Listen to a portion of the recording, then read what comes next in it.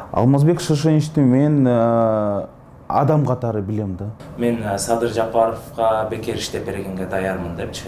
Бул сөзүңүз канчалык деңгээлде чын? Дос деген сөздөн коруп калдык. Анткени мен 200-дүүлүккө таң калдым. Мисалы, Сооронбай Шарипович мени кандай гана куугунтук кылган жок. А бүгүн болсо уже камай берсе болот Матраимовду. Эмнеге? Анткени ал оригиналдуу комментарийлердин арасынан 10 комментарий тандасак, 5-өн ушундай AirPods подарок этебиз. Сиз эме ойнойсузбу мындай? PUBG.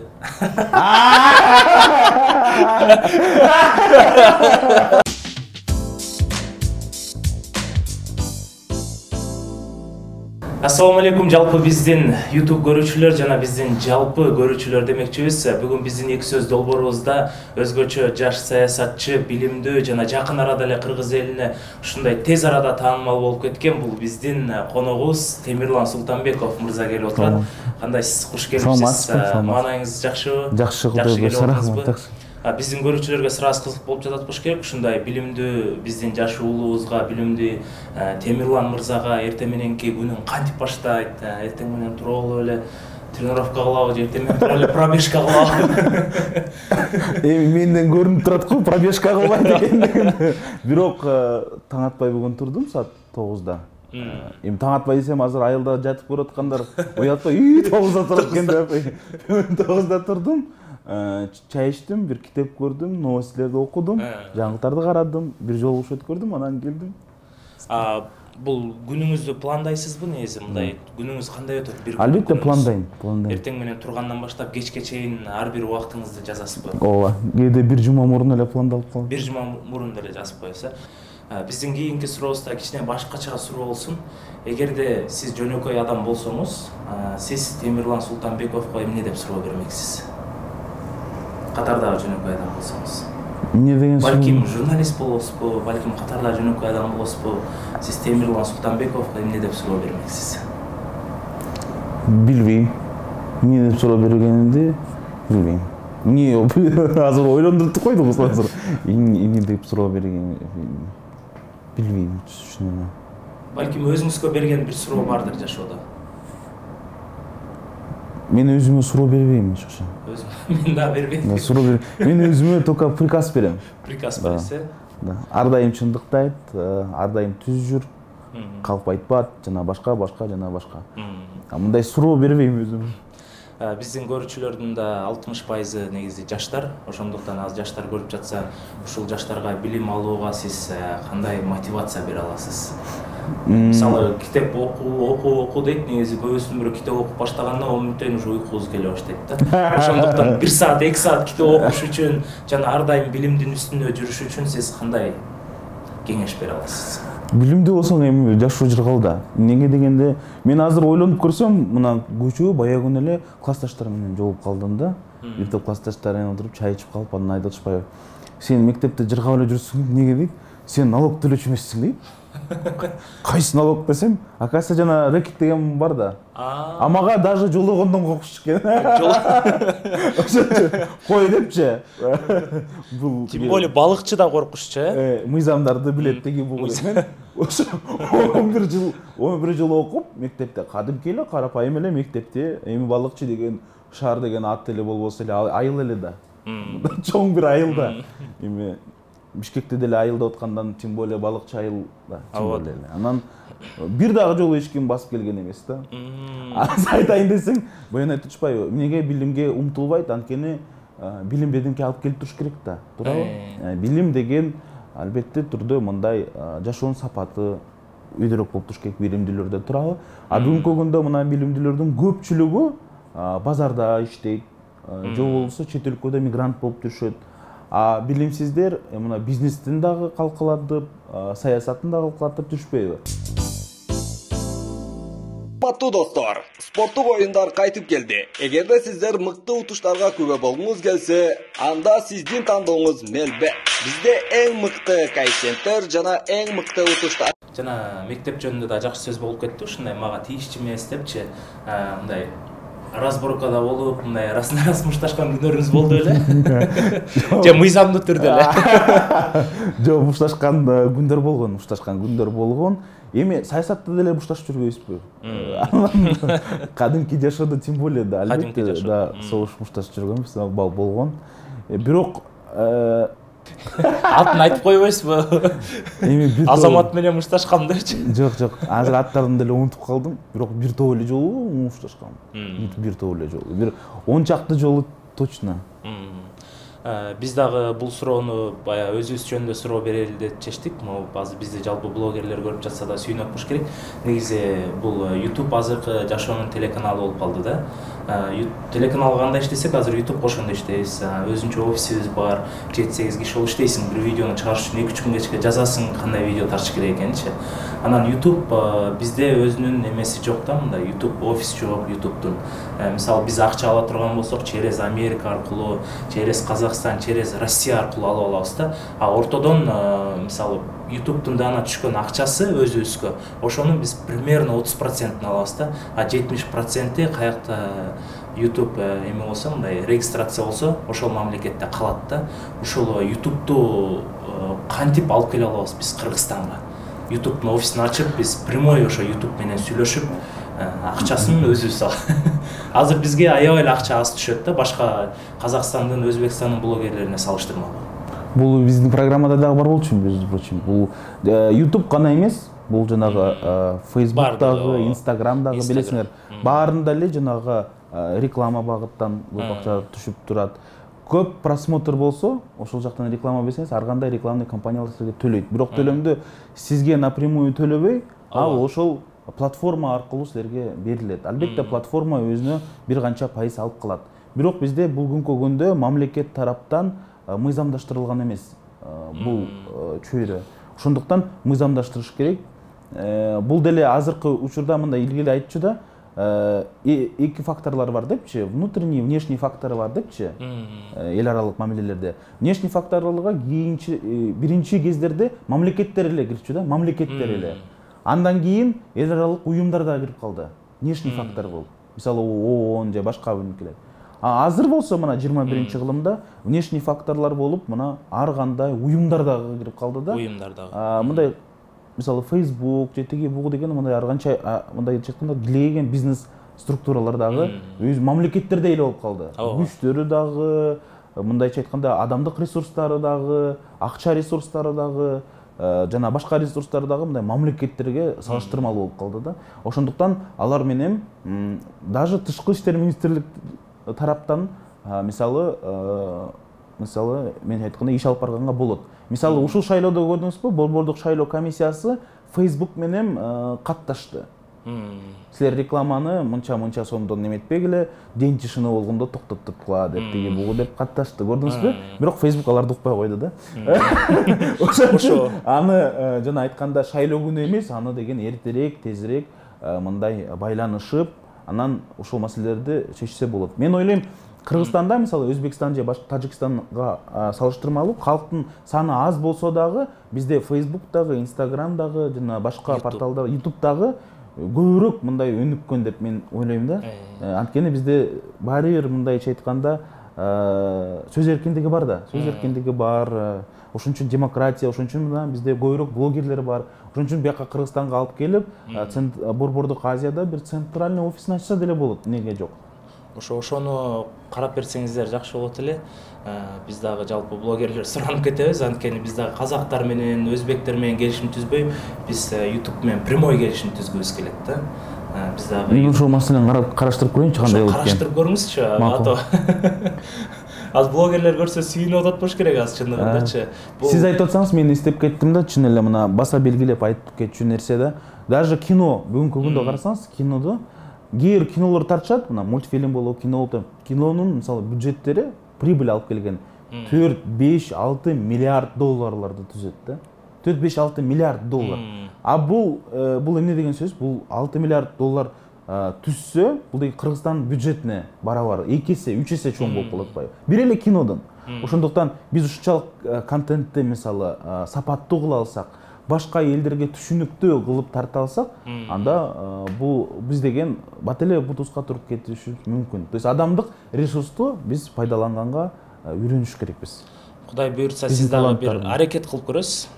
Аракет кылып тигил жакка барып калсаңыз, ошол жактан дагы ак үйдөн сүйлөсөңүз, биз көрүп турсак, биздин сөзүбүз Кудайга жетиптир депчи. Сиз өзү кичинекей кезиңизде мектепте окуп жүргөндө политик болом деп ойлодуңуз беле, саясатчы болом? Ооба. Эгерде сиз саясатчы болбосоңуз дагы башка эмнеге ылайыктуусуз? Башка кесиптерге? Бүт эле кесиптерге ылайыктуумун.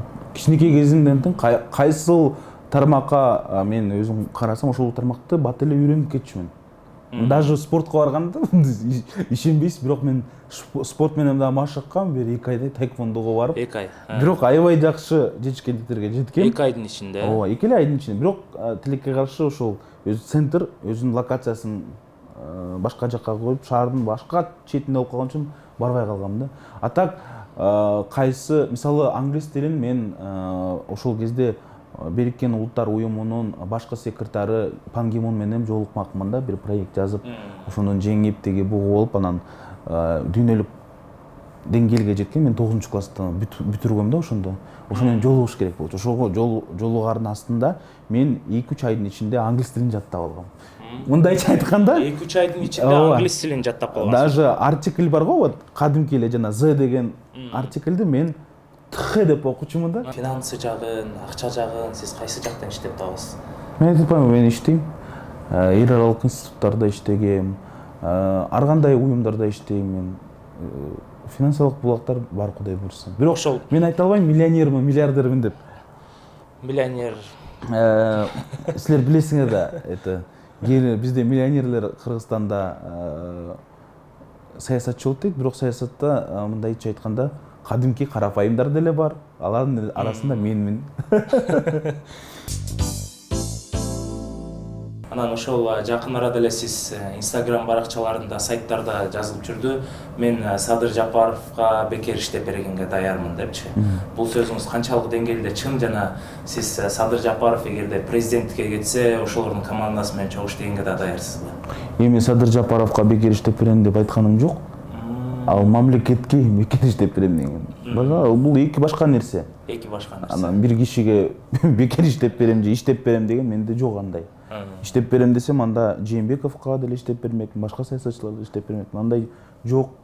Ошондо мени деле чакырышкан, анын администрациясынын өзүнө дагы жолуккам.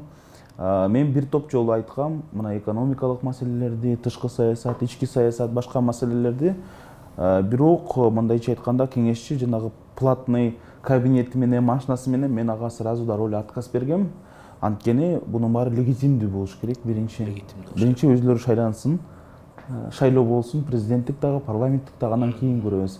А так мындайча айтканда кеңеш берип, жардам берип, каяктан болбосун, каяктан өтүнсө, каяктан сурашса, өзүлөрү биз жардам бергенге ар дайым даярбыз. Жардам бергенге даярсыз. Жардам бергенге.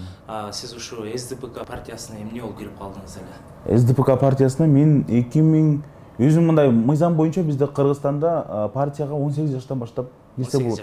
Билесиңер да. 18ден кем болсо кирсе болбойт партияларга мыйзам боюнча. Ошон үчүн мен ровно 18 жашка толгондо өзү туулган күнүмдө партияга мүчө болуп киргем. Мүчө болуп киргенсиз. Анан сизди көп интернет тармактарынан көрүп калабыз, ошол Кадыр Атамбаев менен көп жүрөсүз да. Кадыр Атамбаев мындай баягы жумуш катары эле кесиптешпи же жашоодагы да чыныгы доспу? Сиз каяктан көп көрдүм дейсиз, бирок канчалык деле көп көрүшөбүз деп айта албайм. Бирок албетте саясий мероприятиялар болсо, же бирдемкелер болсо, ал дагы партия мүчөсү катары болуп калат ошол жерлерде. Анан албетте сүрөттөргө да түшүп калып турушик. Жашоодочу, жашоодо мамилеңиздер барбы? Бар, албетте бар. Дос катары мамиледесиз. Дос катары. Азыр дос катары дегенден коруп калбадыкпы? Дос деген сөздөн коруп калдык. Сиз азыркы убакта СД партиясы менен биргеликте иштеп кызмат кылып жатасыз.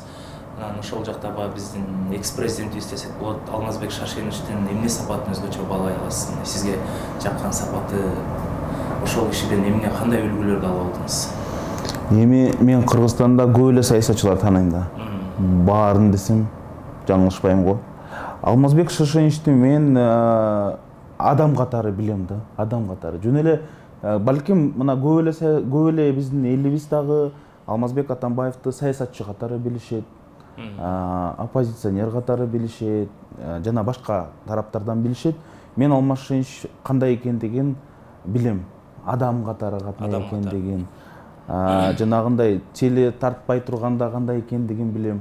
Ошондуктан мен алардын мындай адамдык сапаттарын мындайча айтканда бийик деп ойлойм да. Бийик деп ойлойсуз.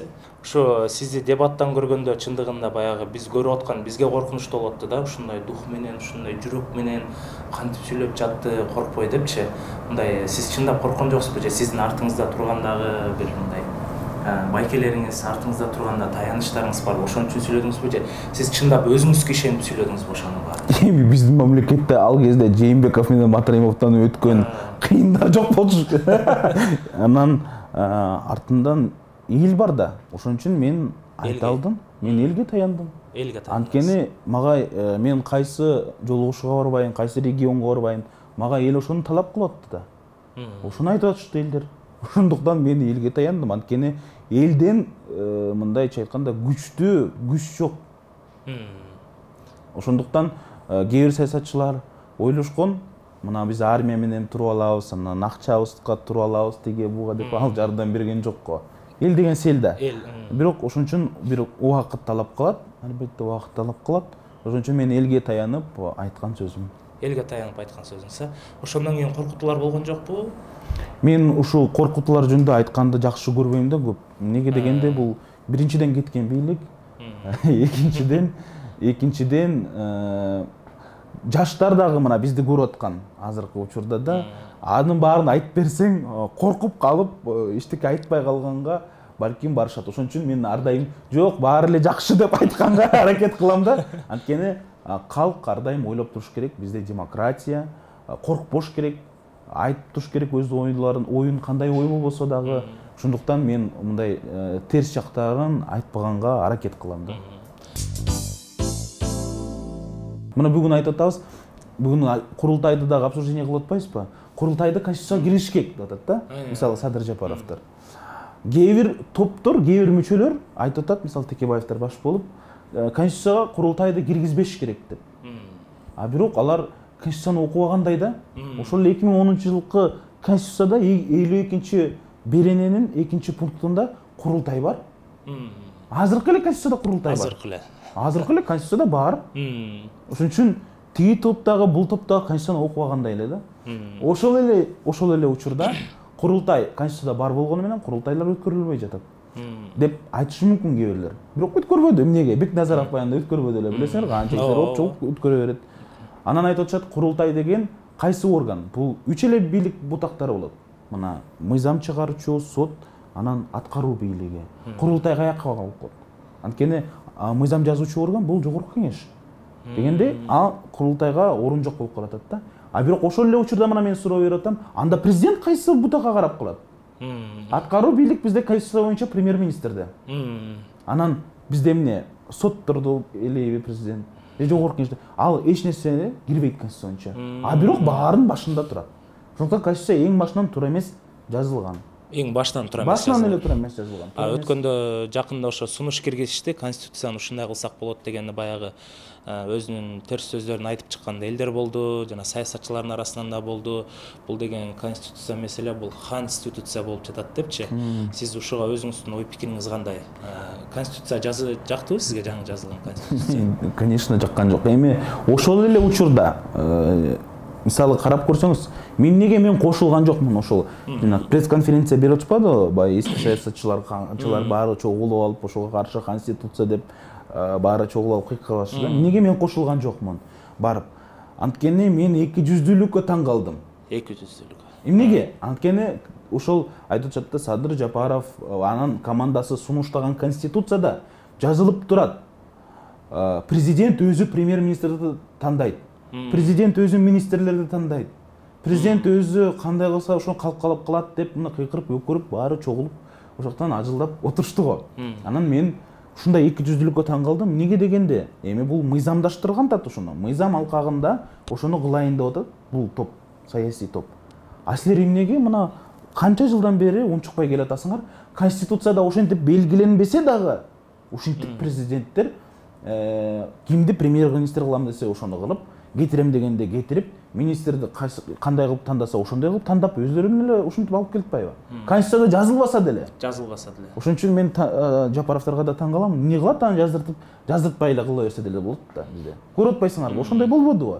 Же эмне Абулгазиевди, же Бороновду эмне эл тандаптырбы? Же ошо парламентте отурган парламенттин өкүлдөрү тандаптырбы? Жок да. Аны дагы мына президенттин администрациясы түшүрүп, мына ушуну тандайсыңар деле байлап койгон нерселер да. Ошон үчүн мен таң калам. Ошондой деле айтыш керек да. Бороновду шайлап атканда, Абулгазиевди шайлап атканда айтыш керек болчу да. Конституция деген эл аралык нормаларга мындайча сапаттуу болуш керек да. Ошолорду ошо кимдер чогулуп жазыш керек да. Мисалы Текебаев жазган конституциямен ушунча жылдан бери жашап биз жаңылып келдик деп дагы көптөгөн саясатчылар айтып келе жатат да. Ошондо биз кимге ишене алабыз? Ким чыныгы конституцияны жаза алат? Конституцияны конституционный совещание эле жаза алат. Бирок мисалы конституционный совещание деген азыркыдай мисалы Идил Байсалов же да башкаларды неметпей, мынча айтканда эксперттерди, саясатчыларды, ар кандай группаларды топтоп туруп жазыш керек да. Конституционный совещанияга кирсин, мисалы Садыр Жапаров деле өзү кирсин. Садыр Жапаров бүгүн мисалы жанагындай башка мисалы Акылбек Жапаров же башкаларды киргизип коюп, аларды өзүнүн оозу менен сүйлөттүргөн туура эмес. Ал саясатчы катары эркти алыш керек дагы, өзү саясий ошо конституционный совещанияга кириш керек. Өз позициясын өзү ушакта аныктап айтып туруш керек да. Эми башка саясатчылар сүйлөтүп койгон ал туура эмес. Өзү мындай артта туруп мен ага неметпейм дегендейчи. Эми эл көрүп турат да. Өзү катышсын.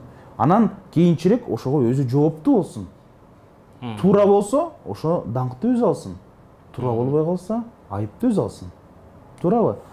Текебаев кирсин. Кирсин баары эле. Адахан Мадумаров кирсин.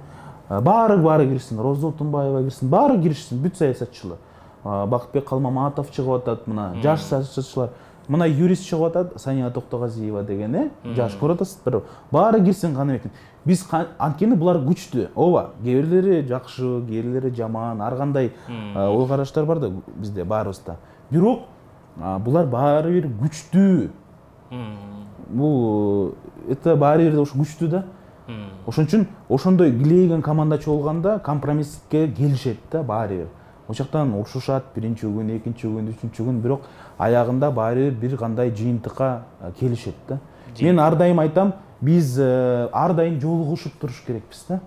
Кандай бири-бирибизди жакшы көрсөк дагы, жаман көрсөк дагы биз жолугуп ар дайым диалог болуп туруш керек. Биз Кыргызстанда ушундай да, кичине эле биз жөнүндө бирөө бирдемке деп койсо эле, жолукубуз келбей эле, ой дармак айтпа, угузба деп эле отуруп калган. Андай болбойт да. Биз кичинекей эле өлкөбүз, 6 миллион киши.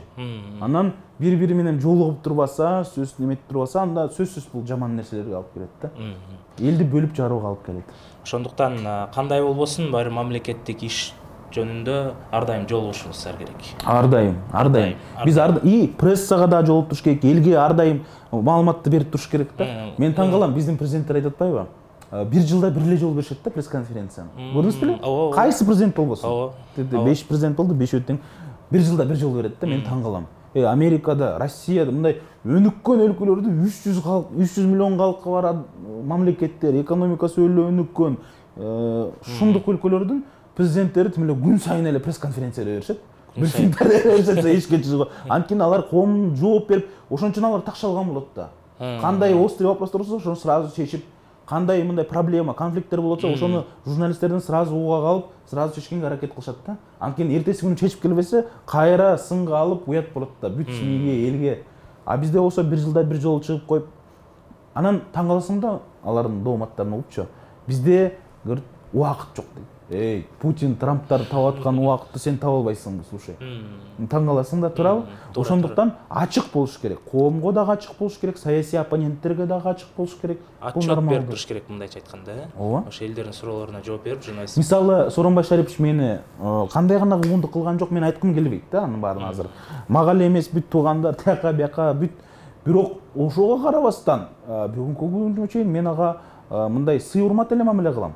Орустар айтып коет го, уважать, я имею право не уважать, но уважительно относиться я обязан. Ушул жакшы сөз да, саясатчылар болбосун, коомдо да болбосун, биз баары бир ар дайым сый, урмат, мамиле кылганга аракет кылыш керекпиз. Ошого аракет кылыш. Кандай болбосун, адам кандай болбосун, анткени биз кичинекей өлкөбүз, бири-бирибизди камабай, бири-бирибизди кичке кыйкырып урушпай эле, ушул кайсы маселе болбосун, ошол маселени чечкенге, бир компромисске келгенге аракет кылыш керекпиз. Жакында эле революция болуп өткөндөн кийин Садыр Жапаровдун айткан сөзү бар, ушул бир айдын ичинде болгон бизнесмендердин болгон коррупционерлердин баарын костурабыз депчи. Бирок ал негедир ишке ашпай калды. Аны биз кийинчерээк ошол тактка келгенде же бийлик колдо болгондо кылабыз депчи. Ушул нерсе болушу мүмкүнбү эгерде макул Садыр Жапаров президент болсо, бирок 2 айдын ичинде болгон коррупционерлерди бюджетке ошол акчасын төктүрө алабы? Бир жолу мен силерге бир тарыхты айтып берейин дедим элем. Бирок айтып берсем болобу, болбойбу, мен ал кишиден сураган эмесмин. Бирок мынтип айткам, Кыргызстандын бир саясатчысы, бир президент биздин. Ким экенин айтпай эле коеюн фамилиясын. Бир чет өлкөлүк чоң мамлекеттин президентине жолугуптур. Экөө дос. Анан сурайт экен да, силердин жаныңызда көптөгөн мындай таза эмес адамдар бар экен депчи. Эмнеге бирөөсүн хотя бы камап койбойсуңар, бюджетке акчаны төлөттүрүп койбойсуңар дегенде, ошол килейген державанын президенти биздин президенттердин бирине мындай жооп кайтарыптыр да. Мен бирөөсүн эле ошентсем да, ошол чоң өлкө Кыргызстандай эле болуп калат дептир да.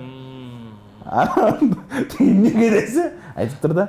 Бирөөсүн эле мындай камап койсоң, калгандардын баары акчасын баарын чет өлкөгө чыгарып ийет депчи. Анан силерде мындай эчтеке өнүкпөгөн, өспөгөн, жүдөгөн өлкө болуп калабыз дегендей болуптур да. Анысын айтайын десең, бүгүнкү күндө чын эле мен ойлойм, байлардын активдеринин 95% чет өлкөдө деп мен ойлойм. Ошол эле строй компаниялар, мен билишимче Матраимовдордун Балкандарда строительный компаниялары бар, Литва, Латвия, Дубай. И бүт мына Восточный Европада. Айтор Атамбаев 90-жылдары бизнестери Турцияда эле. Анткени Аскар Акаевичтин режими деле мындай күчтүү болуп турганда, ал дагы мындай саясий оппоненттерин сразу эле булчуп жок кылганга аракет. Бабановдуку бүт Россияда. Анын баары билишет. Кайсы саясатчы болбосун, кайсы бизнес тармак болбосун, алардыкы көбүнчөсү бүт чет өлкөлөрдө. Ошол эле биздин бизнесмендер деле бүгүнкү күндө.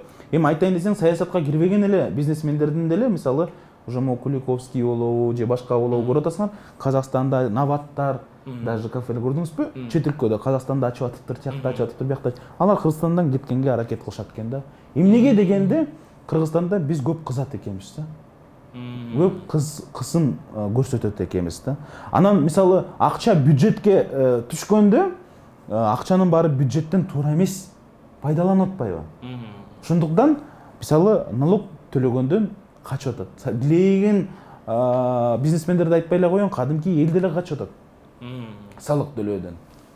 Анткени мамлекеттик бюджеттин акчалары мындай туура эмес пайдаланып атканы элге көрүнүп эле жатпайбы? Ошондуктан бюджетке салды. Мисалы бүгүн бюджетте аппарат президенти 1,5 миллиард сом жок кылып атпайбы? Күндө көрдүңөрбү? Күндө памятниктерге барып гүл коюшат. Ар бир букеттин суммасы эле 5000 сомдон ашык. Мисалы 30 член правительстволор болуп барат, 30 букетти мына 5000 сомго көбөйтсөңөр, канча болот? 150 000 сом калтырып кетишет да? 150 000 сом калтырып кетишет. Бир эле эстеликке барып коюп койгон.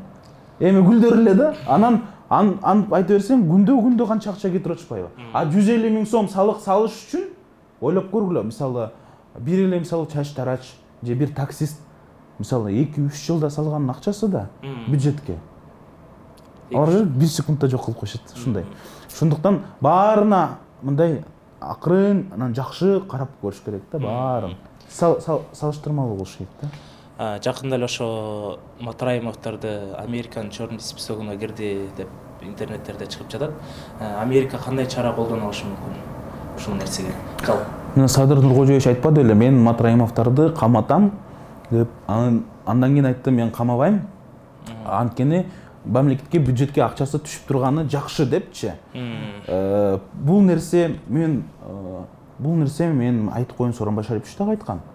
Бирок Сооронбай Шарипович мындай ачык айтпаса да эле саясатчылар жолугуп тургандар баары билишет. Сооронбай Шарипович деле айткан. Мына Райым Матраимов мамлекетке жардам берип атпайбы? Ошол эле мисалы 700 миллион сом бербейт, 700 миллион сомду Райым Матраимов пандемия учурунда эле берген элге. Жана андай ар бир айылга жана рентген жеткизип көрдүңүзбү? УВЧ, УВК, анан канчадаган тонналап жанагы азык-түлүктү ар бир айылга водопровод киргизип, мектептерди салып, садиктерди салып, эми бир шумдукта эми. Аны айтсын санасаң, миллиарддаган уже сомдор. Бирок ага мактап атпайбы кээ саясатчылар? Мына деп жакшы кылып атат. Эми бул элдин акчасы эсеби, элдин эсебинен да. Анан мындан көбү дагы, мындан 5 эсе, 6 эсе бүгүнкү күндө өзүнүн шотунда жатат. Ал дагы элдики бирок. Бүгүнкү күндө мына таң калып атышат, 700 миллион сомду биз бюджетке киргиздик деп, эми 700 миллион сомду Сооронбай Шариповичтин кезинде деле буяк деле калат. Ал ачык бюджетке берчү эмес. Бирок элге ошон мына президенттин талабы боюнча ошол кылып берчү. Ошондуктан жакшылап карап көрүш керек да бул маселелерди. Неге мен айтып атам? Ошондо Садыр Жапаров айтпады, азыр камап койсок бюджетке 1 сом келе албай калат деп айтпадыбы? Мына коркунуч бар болчу. Эмнеге? Анткени чет өлкөдө ресурстарды доказать этпейинче сотторду иликтеп туруп, ошол чет өлкөлөрдүн сотторунда далилдесеңер, ошол акчаларды берет да силерге кайра. Биз балким далилдей албай калабыз. Бизде эл аралык юристтер дагы жок да. Туурабы? Десең, бүгүн болсо уже камай берсе болот Матраимовду. Эмнеге? Анткени ал глобальный списокко кирип калды, черный списокко. Ал камалган күндөн баштап бүт чет өлкөдөгү активдердин баары камакка алынат дагы. Бизнестердин баары. И Кыргызстанга кайтып келет. Азыр камай берсе, азыр мисалы камабаганга мисалы илгери айтчу эмес беле? Камасак анан чет өлкөдөн келбей калат, ошо калып калат деп. Андай болбой калды уже. Анткени чет өлкөлөрдө он уже признан преступником. Силер билесиңер да, мисалы Интерполдо мисалы адам өлтүргөндүн фамилиясын берсең, алар кечке издешет да, таппай деле коюшат. Финансовый нарушение кылгандарды билсең, алар түмөлө барып, ошол күндөн баштап ошол күндөн эртеси калтырбай. Анткени Европада дагы, башка өлкөлөрдө дагы, батышта аларда финансовый нарушение это хуже всего да. Силер билесиңер да, Аль Капоне деген бандит билесиңер да. Аны деген адамдарды дагы өлтүргөн, тигин дагы кылган, мында кылган, эмне гана кылган эмес, наркотрафик. Бирок аны бир эле үчүн камашканда, жана нападение кылышканда СШАнын өкмөтү эмнеге дебейсиңерби? Салыкты төлөбөй койгон деп. Салык. Это для них главное преступление, да? Главное преступление. Ошон үчүн финансовый нарушение боюнча булар абдан катуу карашат да. Азыркы убакта ушул Сыймык Жапыкеевдин иштеп атканына 1 айдын жүзү болду. Бирок 1 айда ар кандай сайттардын баары жазып чыгып атат. Мынча финпол мынча акча которуп берди, бунун мынча жер, гектар жерин мамлекетке өндүрүп берди депчи. Ошондо азыркы убакта Сыймык Жапыкеевдин иштеп атканы сизди канааттандырабы? Канааттандырат, жакшы иштеп атат. Бирок ошол эле учурда мен эмнени айтайын деп атам, эл деген салыштырып көрүш керек да. Мурдагы жылы кандай болду, анын 2017-жылы кандай болду, 16-жылы канча бюджетке коррупция менен күрөштүн алкагында канча акча келген. Мисалы, Абдил Сегизбаев баягы интервью берип айтып атат, мен иштеген жылы 17-жылы коррупция менен согушкандан 3 миллиард доллар келип түшкөн деп айтып атпайбы? Айтып атпайбы ошентип? Ой, 3 миллиард сом дейт, 3 миллиард сом. Азыр айтып атпайбы, Райым Матраимов 2 миллиард сом төлөп берет деп. Ошо менен кутулат деп, 2 миллиард сом. 2 миллиард сом. Көрсө Абдил Сегизбаев 17-жылы мындай пиар эчнесе кылбай эле 3 миллиард сом киргизип коюп турду. Аны жогорку кеңеште мына кайра текшерип карашты, чын эле 3 миллиард сом киргизиптир.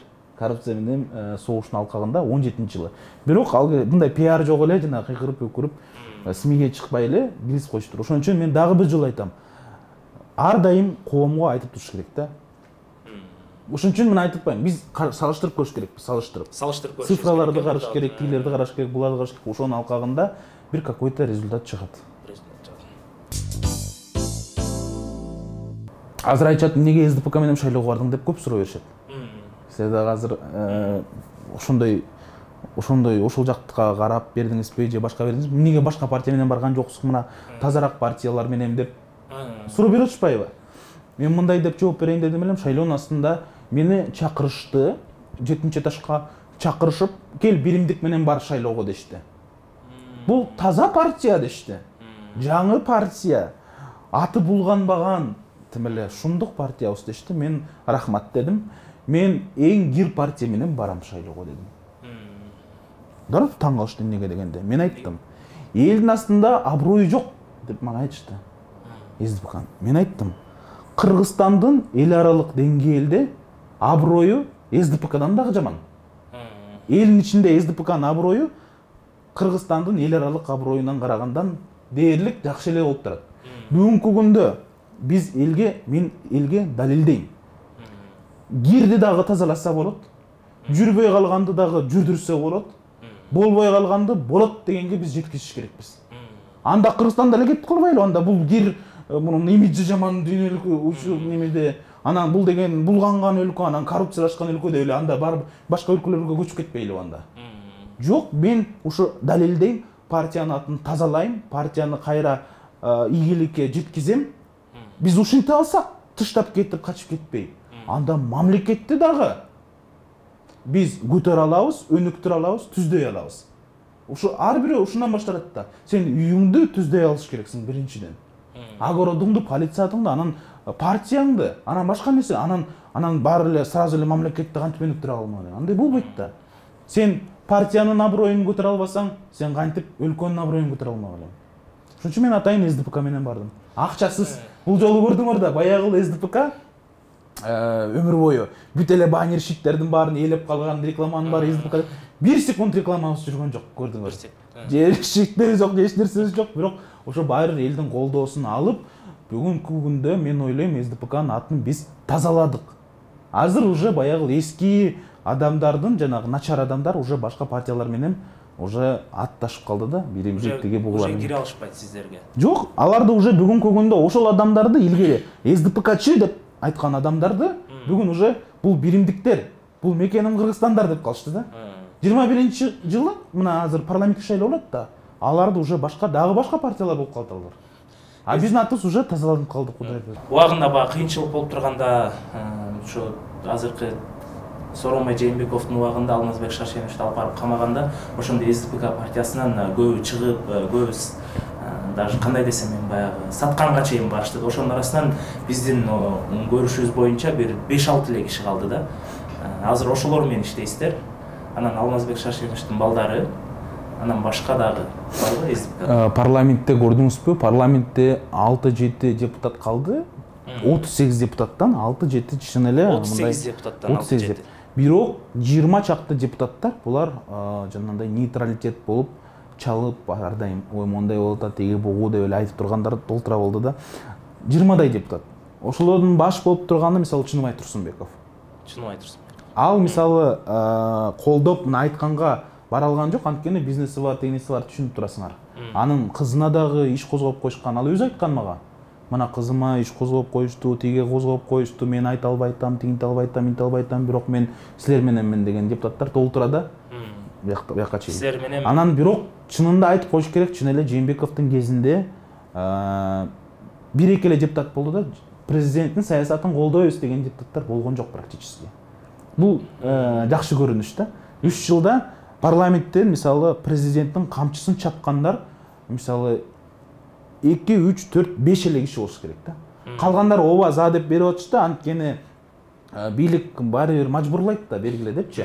Бирок чыгып, ачык кыйкырып, өкүрүп, мына президентибиз жакшы болуп атат, теги бугу дегендер болгон жок. Сиз өзүңүз деле көрдүңүз да. Ошон үчүн кээ бир депутаттар сурап атышты, президент администрациясы мага чалып айтып атышты. Бүгүн мага чалып айтышты. Президентти мактап койгула, Сооронбай Шариповичти мактап койгула деп суранып атышат. Мен айтып койдум, мен ооруп калдым деп. Биримдиктин баш сапында болуп келаткан адамдар.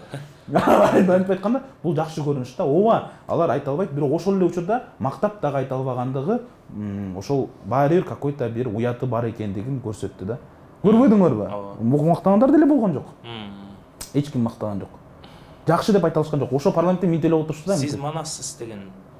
эми ошо айтып атпаймынбы 4-5 эле адам болду ошондой. 4-5 эле адам болду.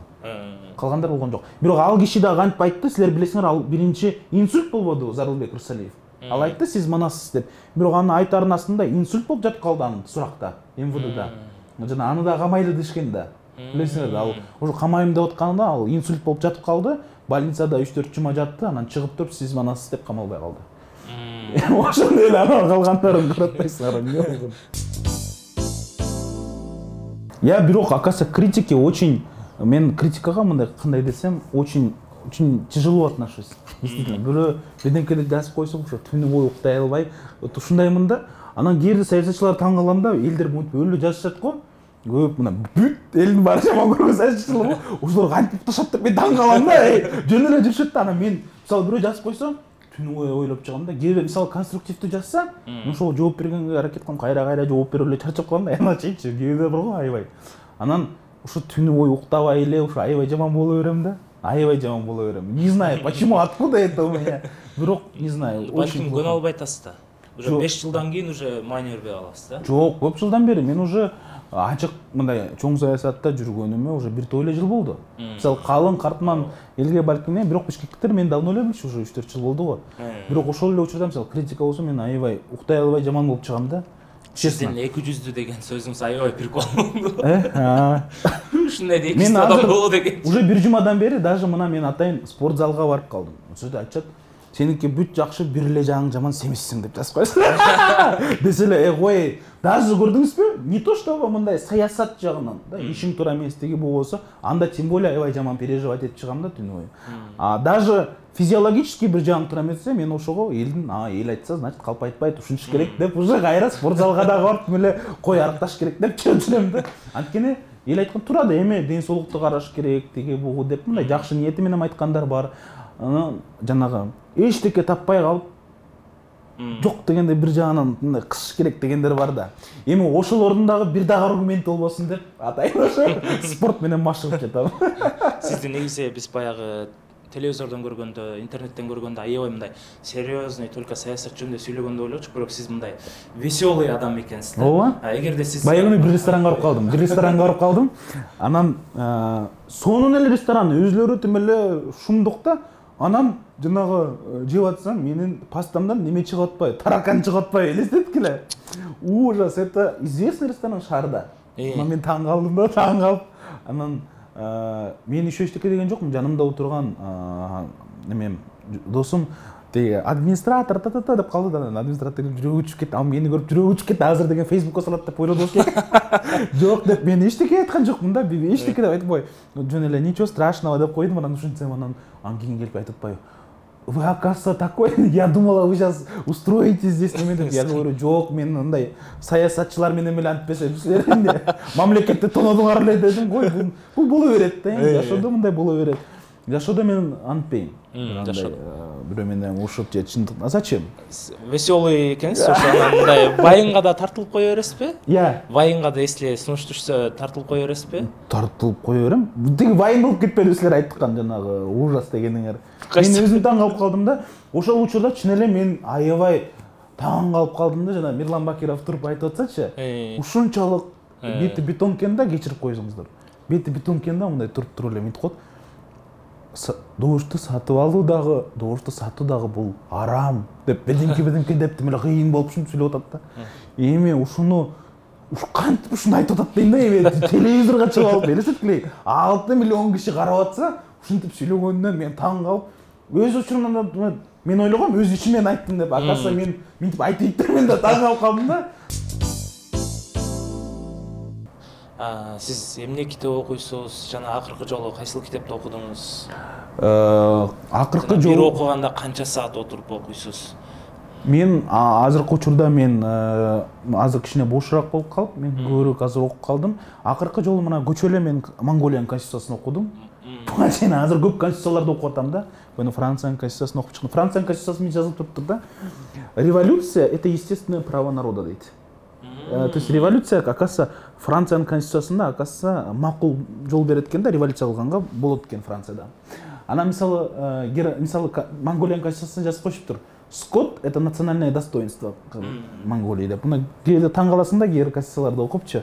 Ошо азыр анализдеп бүт өлкөлөрдүн конституцияларын окуп чыгып атам да, бизге салыштырма кандай болот деп мен окуп атам азыркы учурда. Буга чейин башка литературадан болсо Роберт Гриндин Большая книга мастера деген китебин окуп чыктым буга чейин. Анан мен көп эле китептерди окуйм. Кыргыз адабиятынан да окуйм, орус адабиятынан.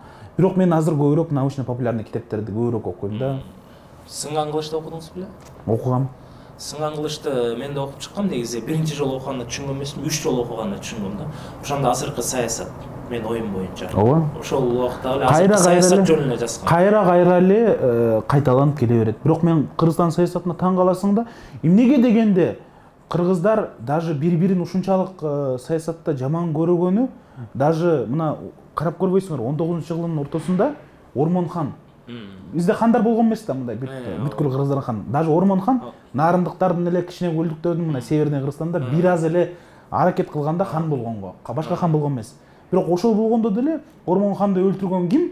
Боронбай би. Боронбай би деген ким? Ормонхандын кызынын күйөөсүнүн атасы. Башкача айтканда кан кудасы. Кан кудасы өлтүрүп атпай Ормонханды, элестеткиле. Ошондо кыргыздар бири-бирин жаман ушунчалык, даже кудасы менен мындай согушатканын айткандан анан башканы айтпай эле коюш керек да. Ушунчалык. Ошон үчүн ушундан өтүш керек, анан көбүрөөк эл жөнүндө ойлош керек да. Бирок мен эмнеге таң калам, биздин президенттер дагы, өкмөт башчылары дагы ойлошот экен да, биз элди башкарып жүрөбүз деген сөз бар да. Мен эл башчымын деген сөздөр бар да, мен айттым да ар дайым. Слушайте, элге силер башчы эмессиңер, силер мамлекет башчысыңар. Мамлекет деген башка, эл деген башка. Эки башка нерсе да. Кантип элди башкарса болот? Эл өзү билет эмне кылат. Сен элге эчтеке деп айта албайсың да. Сен саат 8-де турла десеңер, бирөө угуп коймок беле. Ким 8-де турса 8-де турат, ким 11-де турса 11-де турат. Ал өзүнүн ичинде турабы? Элди башкара алса болбойт. Эл башчы болбойт эч качан. Президент деген мамлекет эл башчысы да. Ошону качан биздин мамлекет башчылар түшүнгөндө, ошондо мындай жакшы нукка бурулабыз деп мен ойлойм да. Урматтуу достор, өзүңүздөр көргөндөй ушу этегине чейин түрдүрүп көрүп бергениңиздерге терең ыраазычылык билдиребиз. Бүгүн биздин эки сөз долбоордо Темирлан Султанбеков болду. Келип биз менен маек куруп, чындыгында баягы алыстан көргөндө башкача сезилесиз. Мындай чындыгында мындай саясатчы, мен мындай болушум керек, мен тигиндей болушум керек. Андай эмес экен, кадимкинде эле бизге окшош эле жөнөкөй, кадимкинде үйдө отургандай эле сүйлөштүк. Шоу жагында да өнөрү бар экен. Буюрса Темирлан мырза менен бизден жаңы байында күтсөңүздөр болот. Тойдон дагы жолуга турган болдук. Достор, эки сөз долбоорунда негизи биздин салтыбыз бар. Жакшы келген меймандар жакшы комментарийлерге өздөрүнүн белектерин берип кетет. Бүгүн Темирлан мырза экөөбүз дагы сүйлөшүп, жакшы чечишип алдык. Темирлан мырза бир кишиге эмес, 10 кишиге приз берем дейт. Кандай приз десеңиздер, азыркы убакта жаңы заманбап наушниктердин бири бул AirPods. Буга негизи көптөрүбүз мечтать этип келебиз. Мен да недавно эле алдым. Ошондуктан оригиналдуу комментарийлердин арасынан 10 комментарий тандасак, 5-өн ушундай AirPods подарок этебиз. Ал эми эки бул фитнес браслет деп коебуз. Бул дагы заманбап технологиялардын бири. Жана 3 китеп, сөзсүз түрдө китеп болбосо болбойт. Темирлан мырзанын атынан дагы өзү жактырган жакшы китептерден тапшырып бере аласыз. Макул. Сиз точно айтып коюңуз, атама ишенбей калышат. Берем. Точно ошондой. Точно айтат. Ошондуктан эртелеңиздер, балким үй бүлөңүздөр менен, балким элдерди чакырып алып, жалпы биригип комментарий калтырасыздар. Бул да өтө чоң жумуш болот. Ал эми сиздин ушу биздин долбоорго келип бергениңизге ыраазычылык билдиребиз. Буюрса сизди келечектен көптөгөн жакшы нерселерди үмүт этебиз. Ар дайым сизде билимдүү жаштарыбыз көп болсун, Кыргызстаныбыз өнүксүн. Сиз дагы бир жакшы ой пикириңизди айтып, элге кайтып кетсеңиз болот. Рахмат чоң. Биринчи мына учур менен пайдаланып, мен ушул командага чоң ыраазычылык мен билдирем. Сизге дагы операторго, бизге абдан мен ойлойм жакшы отурдук, кичине күлүп калдык. Күлүү деген айтат адамдын өмүрүн кичине узартат деп. Ошон үчүн ар дайым биз күлгөнгө аракет кылалы. Жашоону мындайча айтканда ар дайым жакшы жашаганга, татыктуу жашаганга аракет кылалы. Ар дайым ыйман жүрөгүбүздө болсун. Баарыңыздарга ийгилик каалайм, аман болуңуздар. Чоң рахмат. Ал эми AirPods эртелейбиз. Бул эки сөз долбоору болду. Баарыңыздарга рахмат.